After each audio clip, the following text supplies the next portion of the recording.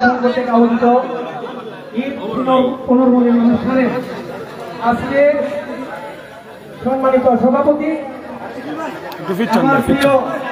একটু পিছনে এবং প্রধান বক্তা হিসেবে উপস্থিত রয়েছে বাংলাদেশ জাতীয়তাবাদী দলের ব্রাহ্মণবাড়িয়া জেলার আমি বলবো তৃণমূল থেকে ছাত্রদল থেকে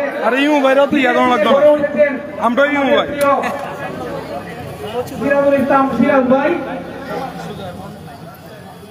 যিনি ইতিমধ্যে ব্রাহ্মণবাড়িয়া জেলার সংগ্রামী সাধারণ সম্পাদক হিসেবে দায়িত্ব পেয়েছেন উপস্থিত হয়েছে আমাদের সিনিয়র যুগ্ম সম্পাদক প্রাণপ্রিয় আলী আজম ভাই আর উপস্থিত আছেন সরকার করিম ভাই আমাদের মাহিন সহ আমার কসবা উপজেলা এবং বিভিন্ন জায়গা থেকে আগত আমাদের বিভিন্ন ইউনিটের নেতৃবৃন্দ আমাদের যদি এখানে এত কথা বলে আমি কথা বলতে পারি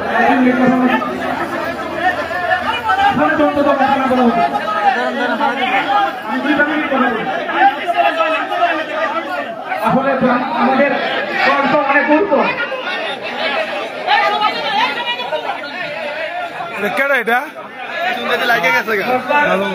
সবাই নেতৃত্ব দিতে পছন্দ করে এই জন্য আসলে মানে দলকে ভালোবাসার জন্য কে তার আগে আসবে সে প্রতিযোগিতায় যুক্ত থাকে এই জন্য একটু আমাদের মেনে নেই অসুবিধা নেই। পবিত্র ঈদ উল আজহা গত কয়েকদিন আগে 7 তারিখ আমরা ইনশাআল্লাহ খুব চমৎকার ভাবে উদযাপন করেছি। মুসলমানদের সবচেয়ে আনন্দময় দুটি উৎসব অত্যন্ত আনন্দময় দুইটা ঈদ এর মধ্যে ঈদ উল আজহা অত্যন্ত গুরুত্বপূর্ণ তাৎপর্যপূর্ণ এবং আমাদের মানে আনন্দের মধ্যে ঈদ উল আজহাকে আমরা বেশিভাবে এনজয় করি।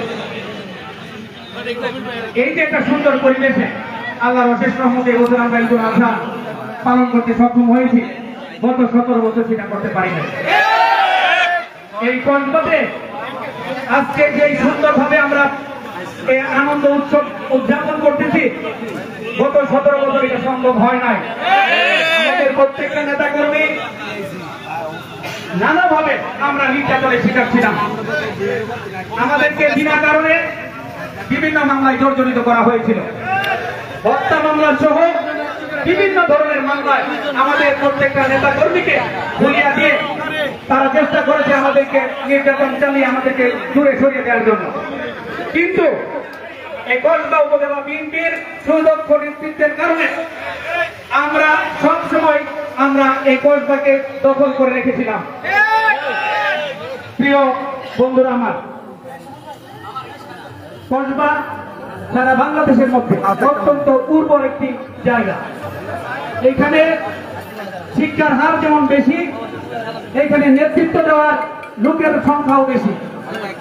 এইখানে রয়েছে যুব সমাজের মধ্যে উত্তম। আমি ইতিমধ্যে দেখতে পাচ্ছি আরো একটি বিশাল মিছিল আমাদের সাথে এসে জয়েন করতেছে। তাদেরকে আমি মাসুদের নেতৃত্বে একটা বিশাল মিছিল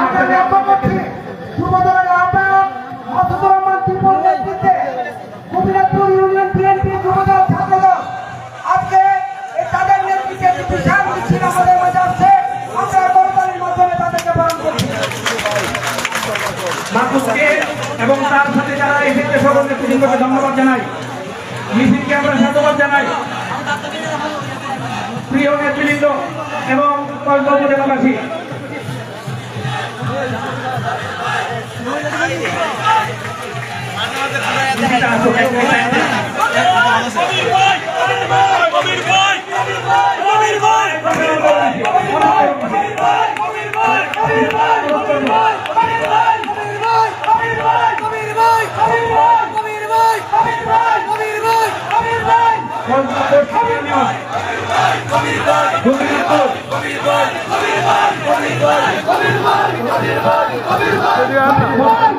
ভাই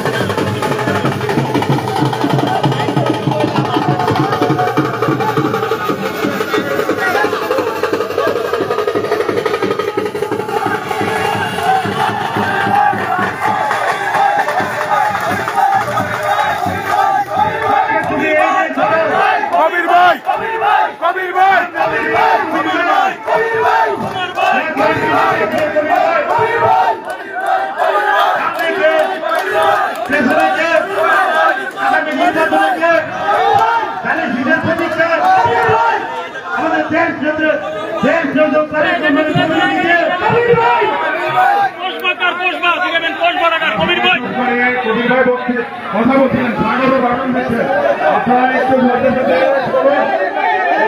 স্বাগত ভাষণ দিচ্ছেন আমরা খালি করে রাখতেছি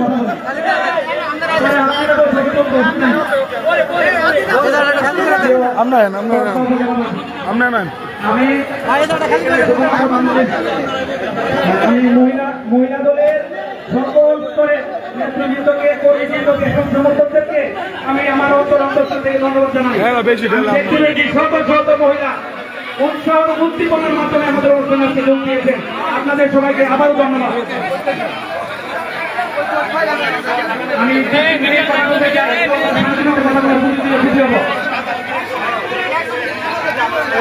এখানে আমরা এখানে আজকে এই জেলা করে আজকে এখানে এসেছে নির্বাচিত হওয়ার জন্য আমরা করতালির মাধ্যমে ধন্যবাদ জানাই।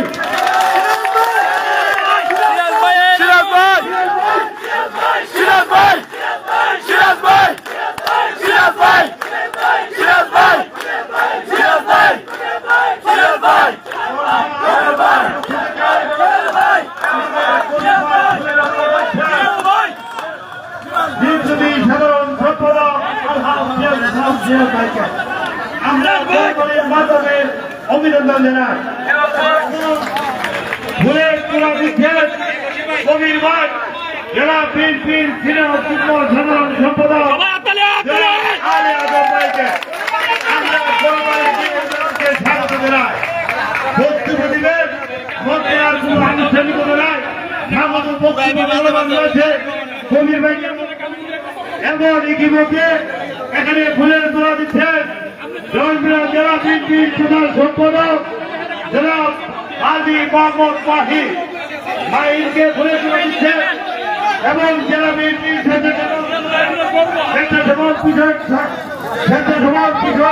সম্পাদক আবুল বাসার ভাইকে কবির ভাই ফুলের তোলা দিয়ে বরণ করে দিচ্ছেন। এটা আমাদের অত্যন্ত আনন্দের বিষয়।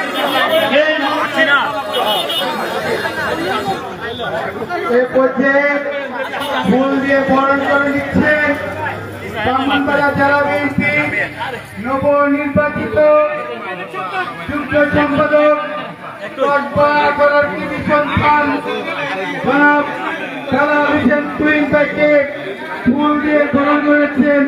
কসবা করার মাটির মানুষের কথা বর্তমান পর্যটন আইকন জনাব আওয়াজ কবির খায় না গরম লাগবো জনাব আওয়াজ কবির আহমেদ মিয়া। তুহিন ভাই তুহিন ভাই তুহিন ভাই তুহিন ভাই তুহিন ভাই তুহিন ভাই তুহিন ভাই গণমানুষের নেতা আওয়াজ কবির আহমেদ মিয়াকে তার অসমাপ্ত বক্তব্য রাখার জন্য অনুরোধ করছে।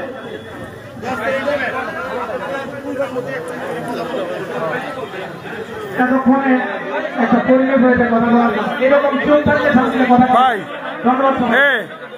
লিচুলন না লিচুলন না আমরা দীর্ঘ 17 বছর আন্দোলন সংগ্রাম করে লয়লাম না ভাই লন না লিচু গত জুলাই আগস্টে একটি বিপ্লবের মাধ্যমে বাংলাদেশ জাতীয়তাবাদী দলের ভারপ্রাপ্ত চেয়ারম্যান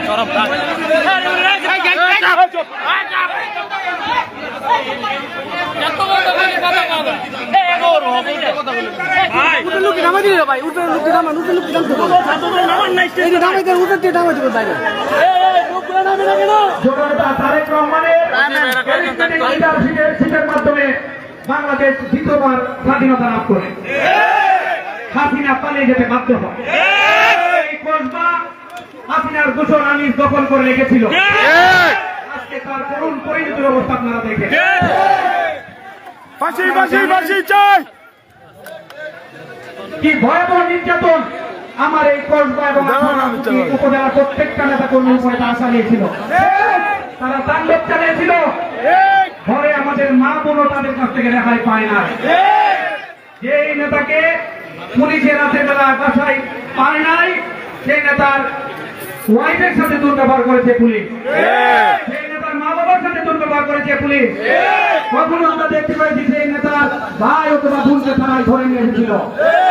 প্রিয় নেতৃবৃন্দ, ছাত্রদল ছাত্রদলের সকল নেতৃবৃন্দ এক সারিতে বসা নির্মমভাবে আমাকে এবং আমার সহকারী আজাদকে গুম করে দিয়েছিল। আল্লাহর অশেষ রহমত এবং আপনাদের ভালোবাসা এবং আপনাদের দোয়া, সেদিন আমার প্রাণ প্রিয় নেতা জননেতা তারেক রহমানের সরাসরি হস্তক্ষেপের মাধ্যমে আমি এসেছি। আলহামদুলিল্লাহ রাব্বিল আলামিন। আমি তার প্রতি কৃতজ্ঞতা জানাই। আমার দল থেকে বারবার প্রেস করা হয়েছিল এবং এই যে মিডিয়ার লোকজন আছে তারা বারবার আপডেট দিয়েছিল। আমি পরবর্তীতে দেখতে পেয়েছি তারা একদম বারবার আমার নিউজ থেকে তারা করেছিল, যে কারণে সেই হাসিনা কুখ্যাত হাসিনা সরকার আমাকে খুন করে রাখতে পারে নাই। কিন্তু তারা যে ভয়াবহ নির্যাতন করেছে, এই নির্যাতনের ফলটা আমি এখন বয়ে বেড়াচ্ছি। আপনারা জানেন আমার হার্ট অ্যাটাক হয়েছিল। আমার হার্টের 2টা আর্টারিতে রিং করানো আছে, আরেকটা আর্টারি 50% লাগে বিভিন্ন জটিলতা দেখা দিয়েছে। আমি আল্লাহর অশেষ রহমত আপনাদের দোয়ায় উন্নত চিকিৎসা পাওয়ার কারণে সুস্থ শরীরে আপনাদেরকে ঈদের শুভেচ্ছা জানাতে সক্ষম হয়েছি। আলহামদুলিল্লাহ রাব্বিল আলামিন। প্রিয় ভাই বোনেরা, আমি আসার সময় এই কোটপাড় রাস্তার যে ভয়াবহ দুরবস্থা দেখে এসেছি। প্রত্যেকটা গ্রামে গঞ্জে গত 2 দিন যাবৎ আমি ঘুরে বেড়াচ্ছি। আমি আমার 2টি উপজেলার বিভিন্ন বাজারে আমি গিয়েছি। যে ভয়াবহ অবস্থা, যে ভঙ্গুর অবস্থা, একটা মানুষ চলাচলের অনুপযোগী হয়ে গিয়েছে। তারা উন্নয়ন বলে 17টা বছর বিভিন্ন টাকা লুটপাট করেছে, দেশের টাকা লুটপাট করেছে। সেই উন্নয়ন কোথায়? আমাদের রাস্তা দিয়ে আমরা হাঁটতে পারি না। এই যে পবিত্র ঈদ পালন করার জন্য দূর দূরান্ত থেকে আমাদের এই অঞ্চলের নাগরিকেরা এসেছেন, তারা গাড়ি নিয়ে তাদের বাড়ি পর্যন্ত যেতে পারেন নাই। রাস্তা এতই ভেঙে গেছে, ব্রিজ ভেঙে পড়েছে বিভিন্ন জায়গায়। এই যে একটা লুটপাটের মহোৎসব চালিয়েছিল তারা, সেই জন্য তারা থাকতে পারে নাই। আল্লাহর অশেষ রহমত এই জনগণের, আমি বলবো অভিশাপের কারণে তারা তাদের উপরে আল্লাহ প্রদত্ত গজব নেমে এসেছিল। আমাদের প্রিয় নেতা 17 বছর যাবৎ উনি বিভিন্ন ভাবে আন্দোলনটাকে তৈরি করেছিলেন। অবশেষে এমন একটা রূপ লাভ করেছে আন্দোলন, এটা ছাত্র জনতা এবং বিএনপির নেতৃত্বের মাধ্যমে একটা গণ অভ্যুত্থানের কাজ তৈরি হয়েছে। ওনার ক্যারিজমেটিক লিডারশিপের মাধ্যমে তৈরি হয়েছে। পরবর্তীতে হাসিনা তার দলবদ্ধ পালিয়ে গিয়েছে। একটা কথা মনে রাখবেন, তারা পালিয়ে গিয়েছে কতজন? 500, 1000, 2000, কিন্তু তাদের দূষণরা কিন্তু চতুর্দিকে বিরাজমান। তাদের দূষণদের কাছ থেকে সাবধান থাকতে হবে। তাদের হাতে অনেক টাকা আছে, তারা বিভিন্ন টাকা পয়সা দিয়ে আমাদের নেতা কর্মীদেরকে কিনতে চায়। আপনারা কি 17 বছরের নির্যাতনের কথা এই মাঝে ভুলে যাবেন? সম্ভব ভুলে যাওয়া? আপনারা যদি আপনার আরেকটা কর্মীর প্রতি, আরেকটা নেতার ভাইয়ের প্রতি আপনার মমত্ববোধ থাকে, ভালোবাসা থেকে থাকে, দলের প্রতি, দেশের প্রতি আপনার যদি ভালোবাসা থাকে, দেশের সার্বভৌমত্বের প্রতি যদি আপনার ভালোবাসা থাকে, আমি বিশ্বাস করি আপনারা এই আওয়ামী লীগকে আর প্রশ্রয় দিবেন না। যারা বিভিন্ন কায়দা কানুন করে আমাদের আশেপাশে নিয়ে এসে ছবি ওঠানোর চেষ্টা করে এবং বিভিন্ন নেতার মুখ দিয়ে আওয়ামী লীগের লোকজনকে জায়েজ করার চেষ্টা করে, আমি মনে করি তারা আওয়ামী লীগের দূষণ, বাংলাদেশের সার্বভৌমের দুশ্মন।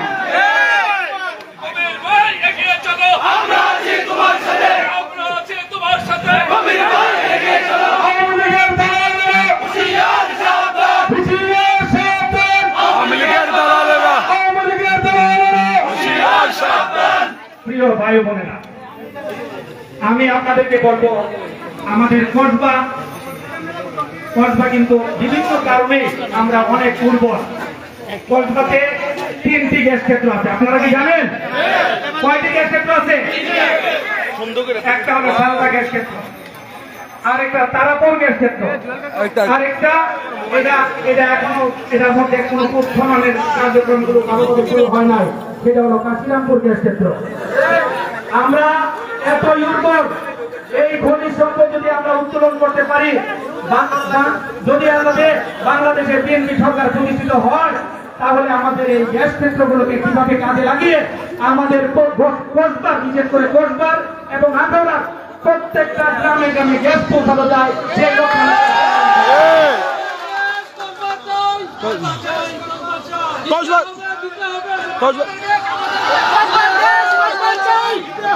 দিতে হবে প্রত্যেকটা বাড়িতে বাড়িতে আমাদের নিজের গ্যাস, কোষবার গ্যাস সব হয় এবং আসলে আমরা চাই।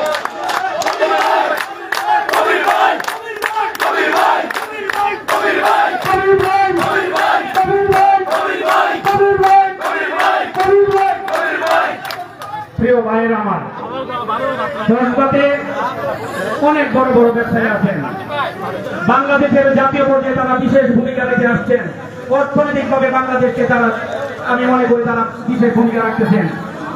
আমাদের কসবাতে প্রচুর খালি জায়গা আছে, ভৌগোলিক কারণে কসবা অত্যন্ত গুরুত্বপূর্ণ একটা উপজেলা। আপনারা দেখেন কসবা থেকে আপনার 2.5-3 ঘন্টার মধ্যে আমরা সিলেট যেতে পারি, কসবা থেকে 2-2.5 ঘন্টার মধ্যে আমরা ঢাকা যেতে পারি, কসবা থেকে 2.5-3 ঘন্টার মধ্যে আমরা চট্টগ্রাম যেতে পারি। আমি মনে করি কসবা একটা মধ্যস্থলে অবস্থিত। এইখানে এই এলাকাকে যদি আমরা শিল্পায়ন করি, বিভিন্ন ইন্ডাস্ট্রি করার জন্য যদি আমরা কাজ করি, তাহলে এই এলাকার যুব সমাজ সেখানে কাজ করবে, আমাদের পর্যাপ্ত কর্মসংস্থানের ব্যবস্থা হবে। অর্থনৈতিকভাবে কসবা বিশেষ ভূমিকা রাখবে জাতীয় অর্থনীতিতে, পাশাপাশি কসবার মানুষ নিজেরা স্বাবলম্বী হবে এবং অর্থনৈতিকভাবে সমৃদ্ধশালী হবে। আমি আল্লাহর রহমতে যদি বিএনপি ক্ষমতায় যায়, তাহলে আপনাদেরকে সাথে নিয়ে কসবাকে আমি আলাদা একটা শিল্পায়ন স্টেট হিসেবে গঠন করবো। সেখানে আমাদের প্রত্যেকটা নেতাকর্মী কাজের সুযোগ পাবে, ব্যবসার সুযোগ পাবে এবং পর্যাপ্ত কর্মসংস্থানের ব্যবস্থা হওয়ার কারণে আমাদের সীমান্তবর্তী এলাকা হওয়ার কারণে আমাদের অনেক লোক মাদকের সাথে জড়িত হয়ে গেছে। তাদেরকে আমরা যদি তাদেরকে কর্মসংস্থানের দিকে ধাবিত করি, আমি বিশ্বাস করি এই সমাজটা এক সময় মাদকে জিরো হয়ে যাবে, মাদক মুক্ত হয়ে যাবে। আমি নিজে সিগারেট খাই না, আমি পান খাই না, আমি মদ খাই না, সুতরাং আমার কোন নেতা কর্মী এই জাতীয় কোনো কাজে লিপ্ত থাকবে না, বিশ্বাস। সুতরাং আমি প্রশাসনকে বলবো, মাদকের ব্যাপারে আমরা জিরো টলারেন্স। কেউ যদি আমার নাম কখনো ব্যবহার করার চেষ্টা করে, তাকে ধরে পুলিশে সুযোগ করার জন্য অনুরোধ করব। আমি নিজে মাদক ব্যবসা করি না, মাদক ব্যবসাকে আমি বুঝি না, আমার মা বাবা কখনো আমাকে এই ধরনের শিক্ষা দেন নাই। সুতরাং আমার জানা মতে কেউ যদি এই ধরনের অপরাধের সাথে সংযুক্ত হয়, তাহলে আপনারা না পারেন, কখনো আপনাদেরকে বলে যেতে হবে। প্রিয় ভাই বোনেরা, কসবাতে একটি বিখ্যাত কলেজ আছে, কসবা টিয়ালি কলেজ আছে না? এটার সরকারিকরণ করা কি আমাদের দাবি কিনা? এটা কি আপনারা জাতীয়করণ চান? ইনশাআল্লাহ যদি বিএনপি ক্ষমতায় আসে, আনন্দের দিনে আপনাদেরকে বলছি, কসবা যদি বাংলাদেশে যদি 10টা করে জাতীয়করণ করা হয়, এর মধ্যে কসবা একটা থাকবে ইনশাআল্লাহ।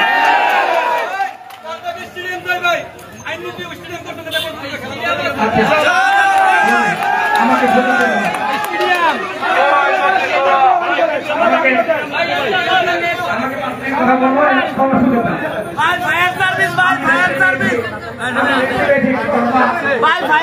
আমাদের ফায়ার সার্ভিস যুব সমাজ খেলাধুলা করতে স্বাচ্ছন্দ্য বোধ করে, দেখতে পাই একটা বিশাল বড় বড় টুর্নামেন্টের আয়োজন করা হয়। আমি আপনাদেরকে বলবো, কসবা একটা স্টেডিয়াম হয়তো অবশ্যই সময়ের দাবি। আমাদের যেহেতু পর্যাপ্ত খালি জায়গা আছে, আর আমাদের এখানে যেহেতু খেলাধুলার চর্চাটা বেশি হয়, আমরা সবাই মিলে কসবাকে একটা আমরা স্টেডিয়াম উপহার দিব।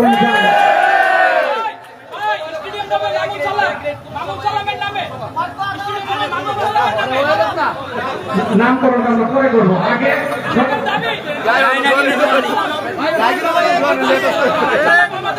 আমাদের অনেক দাবি আছে।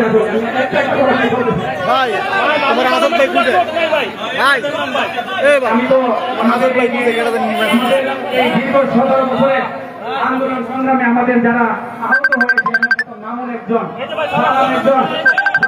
চোখ চলে গিয়েছে, মামুন ছাত্র নেতা মামুনের চোখ চলে গিয়েছে, দেখতে পাই না। সুতরাং আমরা যদি কোনো কিছু করি, আমরা তাদেরকে অবশ্যই মূল্যায়ন করার চেষ্টা করবো। প্রিয় ভাই বোনেরা, আপনারা জানেন আমি পৃথিবীর বিভিন্ন দেশে ব্যবসা বাণিজ্য করি, সেই সময় আমি ভ্রমণ করি। সেই সব দেশের শিক্ষা ব্যবস্থার কথা আমি আপনাদের সামনে কিছু বলবো। আমাদের শিক্ষা ব্যবস্থাকে আরো উন্নত করতে হবে।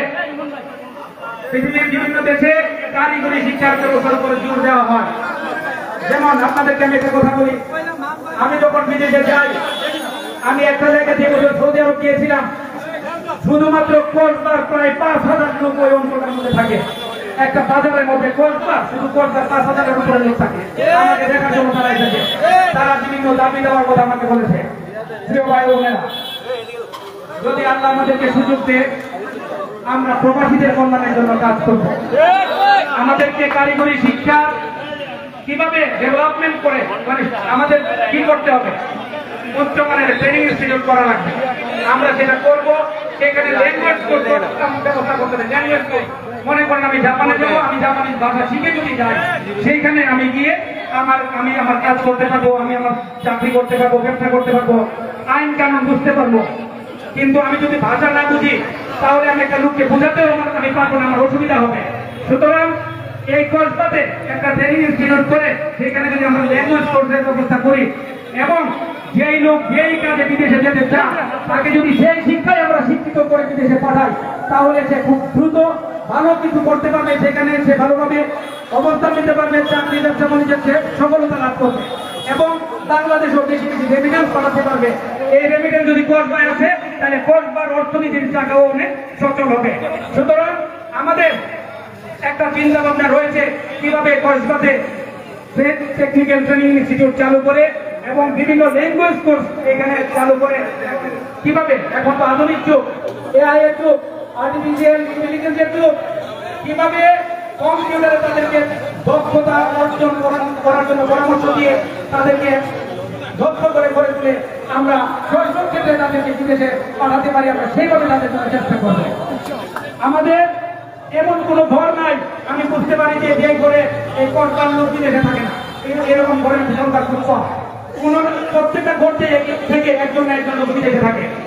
সুতরাং তাদের স্বার্থে, প্রিয় স্বার্থে আমাদেরকে এই টেকনিক্যাল ট্রেনিং ইনস্টিটিউট এবং এই ভাষা শিক্ষা কেন্দ্র এবং তাদেরকে কাজে দক্ষ করে গড়ে তুলে কিভাবে তাদেরকে সহজে সরকারিভাবে বিদেশে পাঠানো যায়, সে ব্যাপারে আমরা কাজ করবো ইনশাআল্লাহ।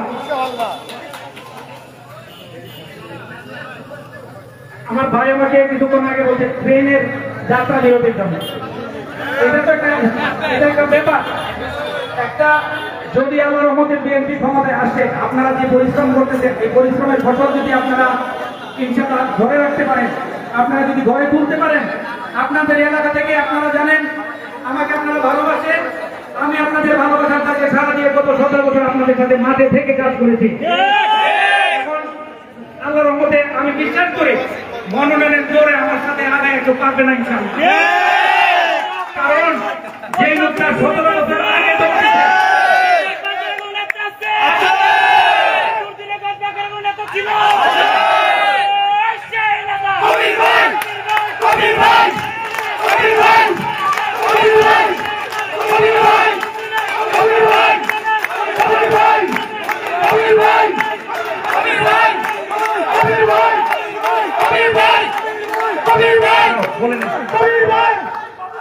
শোনো, সেই লোকটা 17 বছর ধরে দৌড়াইতেছে, 5 তারিখের পরে এটা দৌড়াই ধরতে পারবে নাকি? এত সুতা 17 বছর ধরে দৌড়াইতেছি, তোমরা কোথায় ছিলা? পরান পাখিরা কোথায় ছিল 17 বছর ধরে? কাউকে তো দেখি নাই। আমি দেখতে পেয়েছি আইনমন্ত্রীর দুর্নীতি করতে, আইনমন্ত্রীর লেজে লেজে থাকতে আমি দেখতে পেয়েছি। তারা নমিনেশন দাবি করে সিজনাল ফলের মতো। এটা কি আপনারা মেনে নেবেন? সুতরাং কোন লাভ হবে না। আমি মনে করি আমি কাজ করেছি, আপনাদের সাথে ছিলাম, আছি, ভবিষ্যতে থাকবো ইনশাআল্লাহ। এবং আমি আপনাদের পাশে যেভাবে আপনারা আমাকে যখনই ডাক দিয়েছেন আমার যে নেতা কর্মী জেলে গিয়েছে, বিভিন্ন সময় বিভিন্ন ষড়যন্ত্রের শিকার হয়েছে, আমি তাদের পাশে ছিলাম কিনা? আসতে করে কেন ছিলাম কিনা? যখন আমার নেতা কর্মীরা জেলে গিয়েছে, আমি সেখানে তাদের পরিবারের সাথে আমি যুক্ত হয়েছি। আমি জেলখানা তাদের পাঠিয়েছিলাম, মামলা থেকে খালাস করার জন্য তাদের পাঠিয়েছিলাম। আমি যাবতীয় কার্যক্রমের সাথে সরাসরি সম্পৃক্ত থেকেছি। কালকে এসে যদি বলে আমাকে পিছনে ফেলে দেবে, লঙ্কা বহুদূর ইনশাআল্লাহ। প্রিয় ভাইয়ের আমার, ট্রেনের জন্য এখানে স্টপেজ দেওয়া হয়, সে ব্যাপারে আমি চিন্তা করেছি ইতিমধ্যে আমরা একটা লিখিত ভাবে দরখাস্ত দিব রেল মন্ত্রণালয়কে। আমরা জানাবো যে আমাদের এখানে যেহেতু এলাকা প্রচুর মহানগর প্রগতি, আমরা একটা অ্যাপ্লিকেশন করবো ওনাদের কাছে। আমরা বুঝাবো যে এই এলাকাটার মানুষ প্রতিদিন ঢাকা এবং চট্টগ্রামে অনেক মানুষ আসা যাওয়া করে, ব্যবসায়ী এলাকা এটা। সুতরাং এইখানে ট্রেনের স্টপেজ দেওয়ার সময় দাবি আমরা বিষয়টা তুলে ধরবো ইনশাআল্লাহ। সাংবাদিক ভাইদের মাধ্যমে, আপনাদের মাধ্যমে আমি এখনোই সংশ্লিষ্ট দপ্তরকে অবহিত করতে চাই যে আমাদের কসবাতে মহানগর বুধনী এবং মহানগর প্রভাতী স্টপেজ দেওয়া এখন আমাদের সকলের দাবি, সকল কসবা উপজেলাবাসীর দাবি।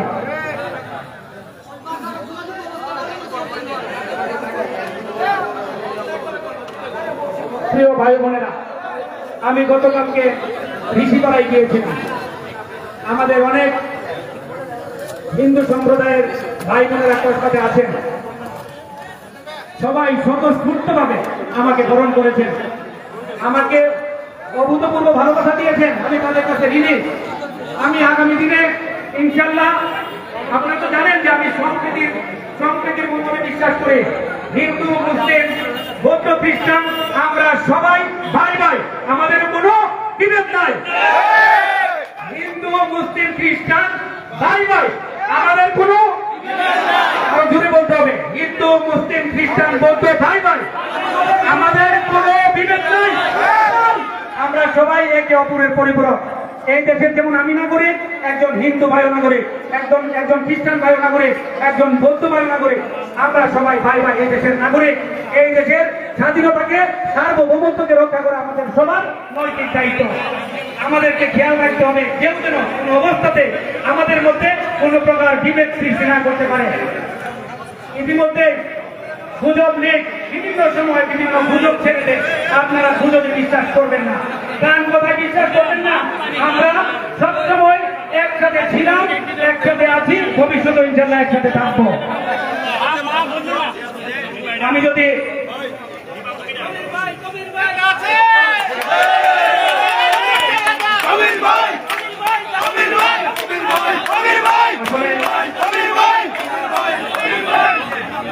আসলে আমাদের লোকজন অনেক আবেগপ্রবণ। দীর্ঘদিন পরে এই জেলা বিএনপি কমিটি ওয়ার্ক করে সিরাজ ভাইকে পাওয়ার কারণে সিরাজ ভাইয়ের কাছে আবেগটা একটু বেশি প্রকাশ করতেছে। আমি আপনাদেরকে বলবো, প্রিয় সাংবাদিক ভাই বোনেরা, আপনারা যারা আছেন, আপনারা তো জানেন ব্রাহ্মণবাড়িয়া জেলার প্রত্যেকটা ইউনিটে আমার বিচরণ রয়েছে। আমি প্রত্যেকটা ইউনিটের নেতৃবৃন্দ থেকে আমি কাজ করেছি এবং আগামী দিনও আমি তাদের সাথে থাকবো ইনশাআল্লাহ। আপনাদেরকে একটা কথা বলি, ব্রাহ্মণবাড়িয়া জেলার যেই ক্ষেত্রগুলোকে আমি চিহ্নিত করে আপনাদের সামনে উপস্থাপন করেছি, ইনশাআল্লাহ আমরা যেন আগামী দিনে বিএনপি ক্ষমতায় আসলে বাংলাদেশ জাতীয়তাবাদী দলে আমরা যারা নেতৃবৃন্দ আছে তাদেরকে সাথে নিয়ে আমরা যেন ওইসব ক্ষেত্রগুলোকে উন্নয়নের ছোঁয়া দিয়ে ব্রাহ্মণবাড়িয়া জেলাকে আমরা একটা উন্নয়নের রোল মডেল হিসেবে চালু করতে পারি, সেই লক্ষ্যে আমরা কাজ করবো ইনশাআল্লাহ।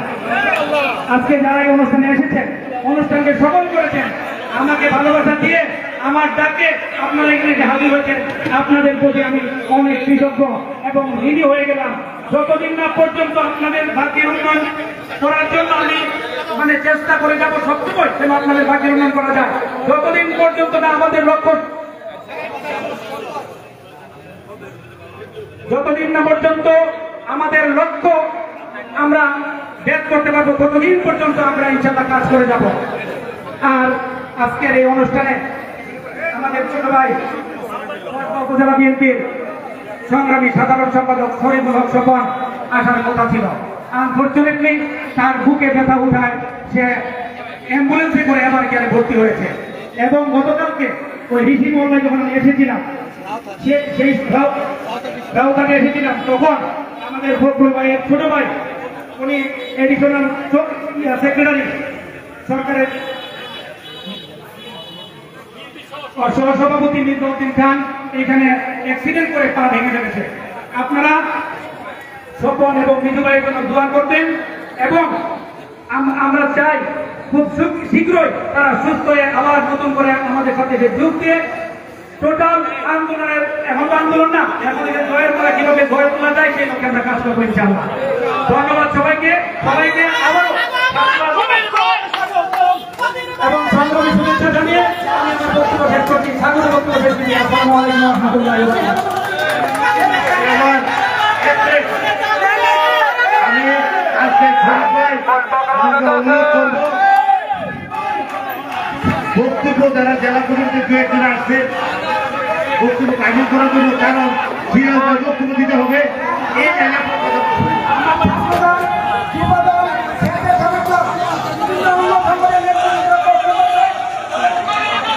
দেখো আমি বলবো এখানে আমাদের 9টা আমাদের 10টা ইউনিয়ন থেকে এবং পৌরসভার 10টা ওয়ার্ড থেকে আমাদের শত শত নেতা কর্মী মিছিল সহকারে এখানে স্বতঃস্ফূর্তভাবে আপনারা অংশগ্রহণ করেছেন। এখানে যারা নেতারা আছে আমি যদি তাদেরকে বক্তৃতা দিতে চাই তাহলে আমরা আসলে সিরাজ ভাইয়ের বক্তৃতাটা শুনতে আমাদের শোনা দরকার। উনি সাধারণ সম্পাদক হওয়ার পরে আজকে কেবল প্রথম আসছেন। আমি শুধুমাত্র বলবো আপনি বাকি যে উপজেলা এবং পৌরসভার 18 জনের নাম আপনি ঘোষণা করে দিবেন, যারা যে আসছে তাদের নাম দেখে বলে দেবেন। ধন্যবাদ।